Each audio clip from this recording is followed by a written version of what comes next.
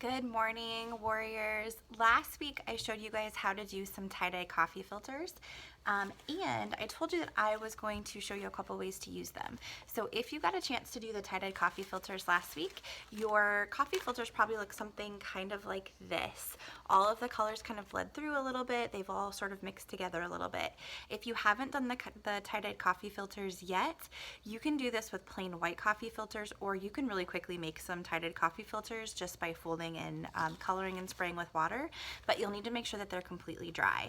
I'm going to do two videos today. This first video, I'm going to show you how to use the coffee filters to create some really cool stained glass that you can hang up in your window. What you're going to need for this project is the coffee filters. You'll only need one for each piece of stained glass that you're going to make. And you'll also need a piece of black construction paper. If you don't have black paper, you can just color a piece of paper black or paint a piece of paper black with watercolor. So you have a piece of black paper that's at least as big as your coffee filter. So I'm going to flip you around so you can see what to do.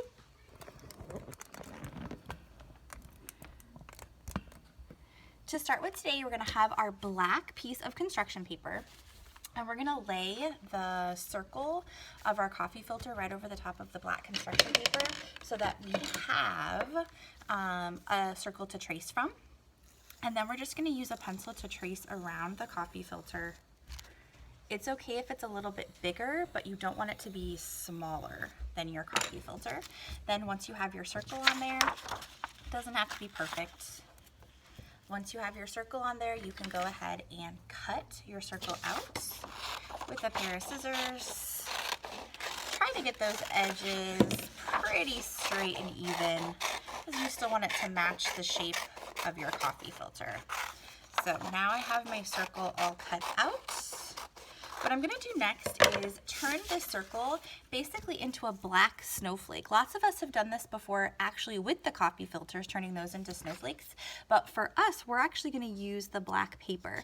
So we're going to start by folding it just like we folded our coffee filters. We're going to fold it in half like this, into that hard shell taco shape.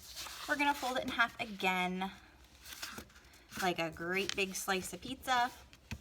And we're going to fold it in half again, like a little piece of pie.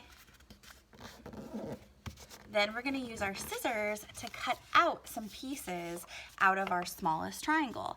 Now, if you have really thick construction paper, this part can be a little bit tricky, so you may want to ask for help or use a larger pair of scissors. What you don't want to do is cut from the top edge for this. If you were making snowflakes, that would be okay, but for our stained glass project, we just want to cut from the edges.